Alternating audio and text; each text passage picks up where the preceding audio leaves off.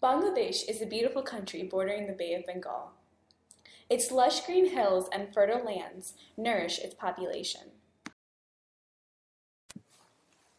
However, despite the country's agricultural fertility, 22% of children in rural Bangladesh suffer from zinc deficiencies.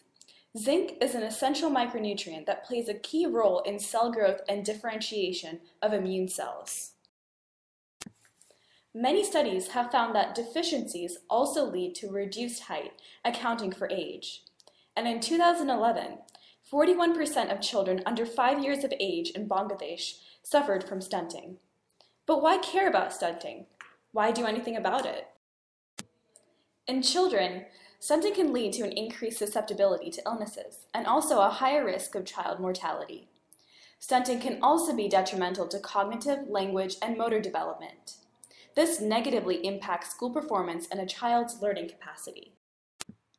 When the stunted child becomes an adult, studies have shown that there is an association with the decrease in work capacity and productivity, having negative consequences on the financial future of the individual. In Bangladesh, the under 5 mortality rate is 40.9 deaths per 1,000 live births. Compare this to 7 deaths per 1,000 live births in the United States. So how do we address this? The Bill and Melinda Gates Foundation has approved funding for a randomized controlled trial to determine the causal relationship between dietary zinc supplementation and stunting and mortality in children. Children between 2 and 5 years of age will be randomized into one of 3 groups. The control group will receive unfortified flour, which naturally contains about 1.5 milligrams of zinc per 100 grams of flour. The 2 treatment groups will receive fortified flour containing either 4 or 7 milligrams of zinc per serving. The flour will be used to make chapatis, a staple dish in Bangladesh. We predict about 300 children in rural Trishul Upazila to be enrolled. Measurements will be taken at enrollment to determine baseline height and serum zinc levels. Employed community health workers will conduct follow-up visits every 3 months after enrollment for 3 years. At each follow-up, health workers will collect data on height, serum zinc levels, and any recent deaths, including corresponding causes. A dietary survey will be used to determine how often the children ate the chapati and how much. The whole wheat chapati flour will be distributed at clinics upon enrollment and by community health workers during each follow-up visit. Conveniently, the flour is readily available in Bangladesh. Fortification of chapati flour with zinc is estimated to cost about $1 to $3 per metric ton.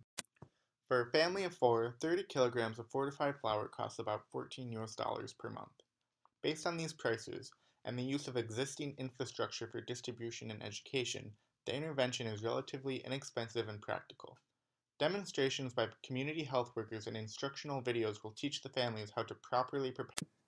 Our proposed intervention will provide more information about the biological determinants of stunting and child mortality.